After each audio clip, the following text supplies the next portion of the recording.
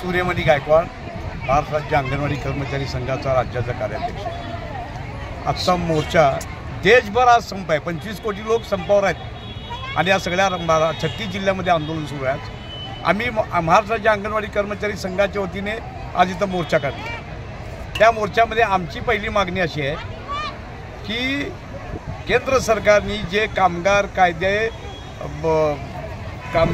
जे जाचक केलेले आहेत, त्याच्या अटी जाचक केले आहेत, ते कामगार कायदे मागे घ्यावे। त्यानंतर अंगणवाडी कर्मचाऱ्यांचा FRSचा अंगणवाडी कर्मचाऱ्यांना खूप त्रास होत आहे। दिलेला एक होम रेशन जो आहार दिलेला असतो पालकांना तो अत्यंत निकृष्ट दर्जाचा आहे, त्यामुळे पालक घेत नाहीत। त्यामुळे FRS करत असताना त्या पालकांचा जाऊन फोटो घ्यावा लागतो। हे कशासाठी केलेलं आहे शासनाने, हे तातडीने बंद केला पाहिजे।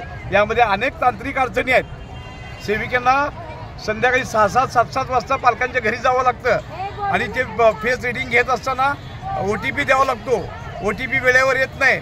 त्यामध्ये अनेक अडचणी, तांत्रिक अडचणी आहेत। त्यामुळं आमची शासनाला विनंती आहे की आजचा मोर्चा हा FRS बंद केला पाहिजे।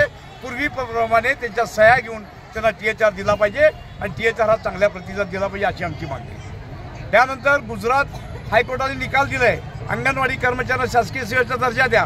तो शासकीय सेवेचा दर्जा त्यांनी दिला पाहिजे म्हणून आजचा मोर्चा आहे। माननीय सर्वोच्च न्यायालयाने अंगणवाडी कर्मचाऱ्यांना ग्रॅच्युटी द्या असं सांगितलं आहे, तरी हे सरकार त्याचा विचार करत नाही की ग्रॅच्युटी दिली पाहिजे, ही आमची मागणी आहे।